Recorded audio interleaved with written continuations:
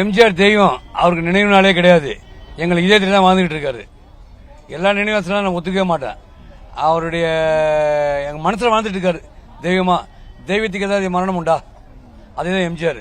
இந்த பூலோகம் உள்ள வரைக்கும் எம்ஜிஆர் புகழ் இருக்கும். எம்ஜிஆருடைய கொள்கைகள் தத்துவங்கள் பாடிக்கொண்டேதான் இருக்கும். அதாவது நான் சின்ன வயசுல சில குடும்பத்தில் நிறைய பண்ணிருந்தேன். அந்த எம்ஜிஆர் படங்கள், வசனங்கள், பாட்டுகள்லாம் பார்த்தா என்ன மனுஷனா மாத்தினது. ஒரு ஸ்டைலிஷ் ஒரு உலகத்துக்கு ஒரு சிறந்த வாத்தியார் யாருன்னா ஒரு எம்ஜிஆர் தான். புருஷத்தலைவர் எம்ஜிஆர் தான். உலகம் பிறந்தது எனக்காக, ஓடும் நதிகளும் எனக்காக, மலர்கள் மலர்வது எனக்காக, அன்னை மடியை விரித்தாள் எனக்காக. நிறைய கண் போன போக்கிலே கால் போகலாமா, கால் போன போக்கிலே மனம் போகலாமா, மனம் போன போக்கிலே மனிதன் போகலாமா, மனிதன் போன பாதையை மறந்து போகலாமா.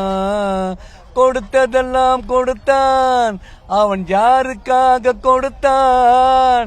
ஒருத்தருக்காக கொடுத்தான், இல்லை ஊருக்காக கொடுத்தான். அதாவது எம்ஜிஆர் கலியுக கர்ணன், கொடை வள்ளல், பாரி வள்ளல், அன்னதான பிரபு, எல்லாத்துக்கும் மேலாக ஒரு அள்ளி கொடி போறதான் எம்ஜிஆர். என்ன பண்றாரு? 1983 கடுமையான வெள்ளம் வந்தது. எங்க வீட்டுல வெள்ளத்தை கர்நாடகத்தில் மூழ்கி போச்சு. ஒரே இஷ்யூ தான். ஒரு மூட்டை அரிசி 50 கிலோ அரிசி, 5 kilo palm oil, 2 litre Krishna தூக்க முடியாது தூக்கணும் சார். முதல்ல பப்ளிக் ஒரு இஷ்யூ கொடுத்தது அவர் தான்.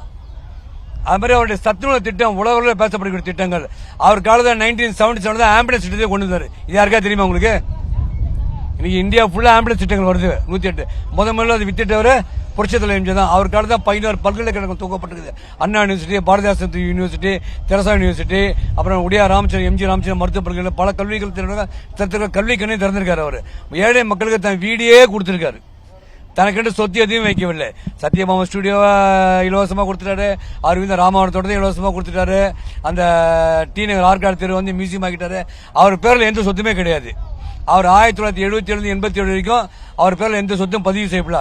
1917 பிறந்தாரு, 27 நாடக நடிகரானாரு, 37 திரைப்படத்தில் பூந்தாரு, 47 கதாநாயகனாரு, 57 சட்டமன்ற உறுப்பினரானாரு, 67 உறுப்பினரானாரு, எம்எல்ஏ ஆனாரு, அப்புறம் 77 மந்திரி ஆனாரு, 87 தலைவர் தெய்வமானாரு.